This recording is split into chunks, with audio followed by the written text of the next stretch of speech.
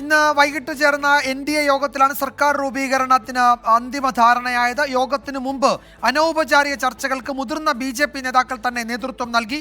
കൂടുതൽ സ്വതന്ത്ര MLA-മാരുടെ പിന്തുണ BJP നേടിയതായി സൂചനകളുണ്ട്.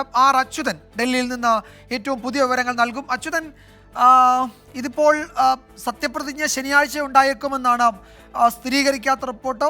വെള്ളിയാഴ്ച രാഷ്ട്രപതിയെ കണ്ട് പിന്തുണക്കത്ത് കൈമാറും.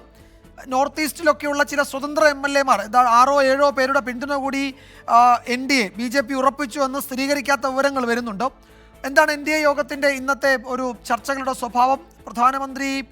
പ്രധാനമന്ത്രിക്ക് പിന്നിൽ ഉറച്ചു നിൽക്കുമെന്നൊക്കെ വാർത്തകൾ വരുന്നുണ്ടായിരുന്നു. NDA നേതാക്കൾ അറിയിച്ചു എന്നതും അത്ര ഊഷ്മളമായിരുന്നല്ലോ ചർച്ചകൾ, അല്ലേ? അങ്ങനെയാണോ കരുതേണ്ടത്?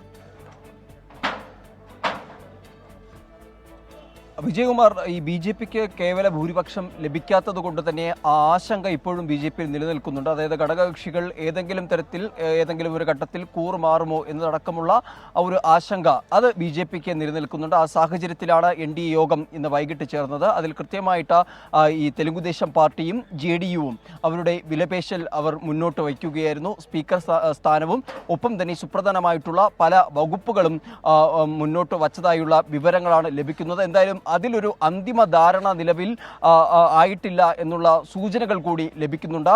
എന്തായാലും വെള്ളിയാഴ്ച പാർലമെന്ററി പാർട്ടി യോഗം കൂടി ചേരുന്നുണ്ട്. അതിൽ ഒരു ധാരണയിൽ എത്തിയ ശേഷം രാഷ്ട്രപതിയെ കാണുവാനാണ് ഘടകകക്ഷി നേതാക്കൾ തീരുമാനിച്ചിരിക്കുന്നത്. എന്തായാലും അത്തരം നീക്കങ്ങൾ ഒരു ഭാഗത്ത് നടക്കുന്നുണ്ട്. അങ്ങനെ ഒരു രാഷ്ട്രപതിയെ കാണുന്ന ഒരു സാഹചര്യം ഉണ്ടായിക്കഴിഞ്ഞാൽ ശനിയാഴ്ച പുതിയ മോദി സർക്കാർ അധികാരത്തിൽ വരും എന്നുള്ള ഒരു സൂചനകൾ കൂടിയാണ് ഇന്ന് ചേർന്ന യോഗത്തിൻ്റെ ഭാഗമായി ലഭിക്കുന്നത്. മോദിയെ തന്നെ സഭാകക്ഷി നേതാവായി കൊണ്ടുവരാനാണ് BJPയുടെ നീക്കം. അത് ഘടകകക്ഷികൾ പിന്തുണയ്ക്കുന്നതോടുകൂടിയായിരിക്കും ആ ഒരു നീക്കങ്ങളിലേക്ക്, സർക്കാർ രൂപീകരണത്തിൻ്റെ ഒരു പൂർണ്ണ രൂപത്തിലേക്ക് കൂടി കടക്കുക. പക്ഷേ അതേ സമയത്ത് തന്നെ പാർട്ടിക്ക് ഏറ്റ തിരിച്ചടികൾ അത് പരിശോധിക്കുവാനുള്ള ഒരു സാഹചര്യം കൂടി ഇപ്പോൾ മുൻപിൽ എത്തിയിരിക്കുകയാണ്. അതിനായി തന്നെയാണ് ഈ വെള്ളിയാഴ്ച പാർട്ടി അധികാരത്തിലിരിക്കുന്ന സംസ്ഥാനങ്ങളിലെ മുഖ്യമന്ത്രിമാരുടെ ഒരു യോഗം ഡൽഹിയിൽ പാർട്ടി അധ്യക്ഷൻ്റെയും നരേന്ദ്രമോദിയുടെയും നേതൃത്വത്തിൽ ചേരും എന്നുള്ള വിവരം കൂടി ലഭിക്കുന്നത്. അതിൽ കൃത്യമായി പാർട്ടിക്ക് തിരിച്ചടിയേറ്റ ഹരിയാന, രാജസ്ഥാൻ, മഹാരാഷ്ട്ര, ഉത്തർപ്രദേശ് അടക്കമുള്ള സംസ്ഥാനങ്ങളുടെ സ്ഥിതി വിശകലനം ചെയ്യും.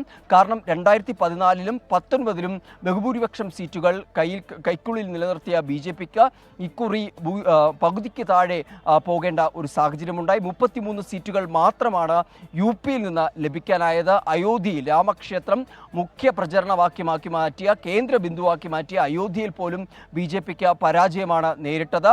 വാരണാസിയിൽ മോദി പ്രവചിച്ച പോലൊരു ഭൂരിപക്ഷം നേടുവാനും സാധിച്ചില്ല. അപ്പോൾ ഇതെല്ലാം ഏത് ഘടകത്തിൻ്റെ അടിസ്ഥാനത്തിലാണ് ഇത്തരമൊരു വീഴ്ചകൾ സംഭവിച്ചത്?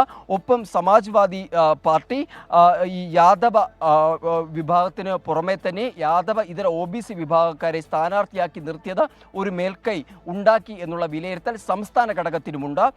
തൊഴിലില്ലായ്മ, പണപ്പെരുപ്പം, വിലക്കയറ്റം അടക്കിയ വിഷയങ്ങളെല്ലാം ഈ ഗ്രാമീണ മേഖലകളിൽ BJPക്കെതിരെ ഒരു വിമുഖത സൃഷ്ടിച്ചു. അപ്പോൾ ഇതെല്ലാം തന്നെ കൃത്യമായി പരിശോധിക്കാൻ കൂടി തയ്യാറെടുക്കുകയാണ് പാർട്ടി.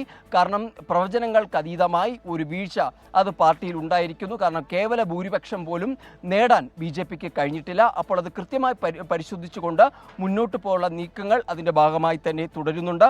പക്ഷേ അതേ സമയത്ത് സർക്കാർ രൂപീകരണ സാധ്യതകളിലേക്ക് വരുമ്പോഴും ആശങ്ക BJPയെ സംബന്ധിച്ച് ഒഴിയുന്നില്ല. വിജയകുമാർ. അച്യുതനാണ് വിവരങ്ങൾ നൽകിയത്. ഡൽഹിയിൽ നിന്ന് BJP ഭരിക്കുന്ന സംസ്ഥാനങ്ങളിലെ മുഖ്യമന്ത്രിമാരുടെ യോഗം വിളിച്ചിരിക്കുന്നു. വെള്ളിയാഴ്ച തന്നെ NDA ഘടകകക്ഷി നേതാക്കൾ, BJP നേതാക്കൾ രാഷ്ട്രപതിയെ കണ്ട് പ്രധാനമന്ത്രി നരേന്ദ്രമോദിയെ കക്ഷി നേതാവായി തിരഞ്ഞെടുത്ത കാര്യം അറിയിക്കും. ശനിയാഴ്ച 3ാം മോദി സർക്കാരിൻ്റെ സത്യപ്രതിജ്ഞ ഉണ്ടാകും എന്നാണ് ഡൽഹിയിൽ നിന്നുള്ള ഏറ്റവും പുതിയ റിപ്പോർട്ടുകളും വ്യക്തമാക്കുന്നത്.